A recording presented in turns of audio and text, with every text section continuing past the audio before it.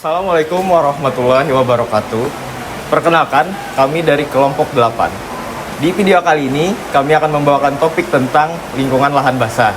Kalimantan Selatan merupakan daerah yang kaya akan ekosistemnya, yaitu lahan basah. Jadi kita akan mempelajari tentang definisi, karakteristik, dan alasan mengapa mahasiswa hukum perlu mempelajarinya, hingga potensi konflik hukum yang akan terjadi di sekitar kita. Secara sederhana, lahan basah adalah wilayah yang tergenang air, baik secara permanen maupun musiman. Bentuknya bisa berupa rawa, mangrove, gambut, danau, hingga sungai yang berair tenang. Lahan basah berfungsi sebagai penyimpan air, penyerap karbon, hingga rumah bagi keanekaragaman hayati. Dengan kata lain, lahan basah adalah ekosistem penting yang menjadi penopang bagi kehidupan manusia dan lingkungan.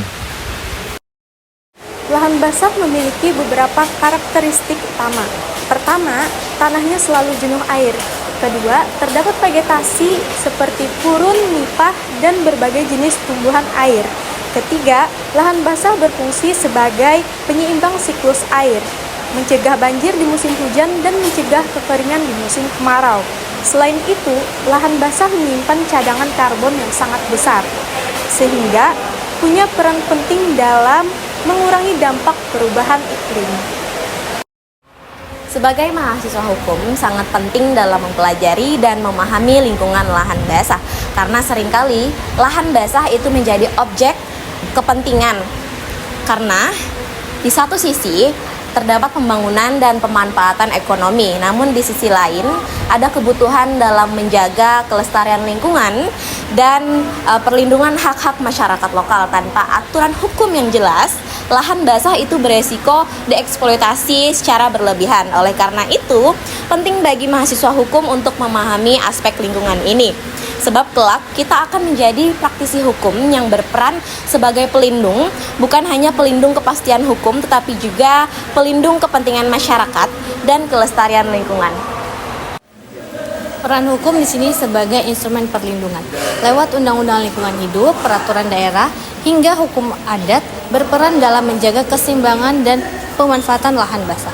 Sementara itu, kita sebagai mahasiswa hukum harus berperan sebagai agen perubahan. Contohnya, kita harus mampu menganalisis dan memahami peraturan yang berlaku.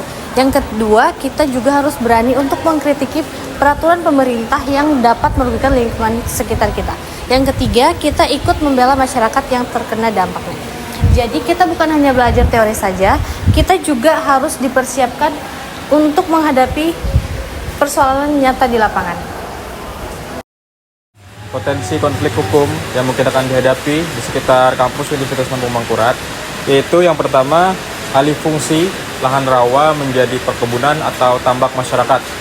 Dan yang kedua, pencemaran air akibat aktivitas pertambangan, serta kebakaran lahan gambut yang biasanya terjadi pada musim kemarau. Dan yang tentunya yang terakhir, sengketa tanah antara perusahaan dan masyarakat lokal. Dan semua itu adalah contoh nyata bahwa lahan basah bukan hanya soal persoalan lingkungan maupun isu hukum yang nyata, dan penyelesaiannya harus diselesaikan secara adil. Jadi kesimpulannya adalah lingkungan lahan basah adalah ekosistem vital yang perlu kita jaga. Mempelajari lingkungan lahan basah dalam perspektif hukum membantu kita untuk menyadari bahwa pembangunan harus berjalan seimbang dengan kelestarian lingkungan. Sebagai calon sarjana hukum, kita memiliki tanggung jawab untuk menjadi pelindung lingkungan dan masyarakat. Jadi mari kita lestarikan lingkungan lahan basah untuk masa depan kita bersama. Sekian dan terima kasih.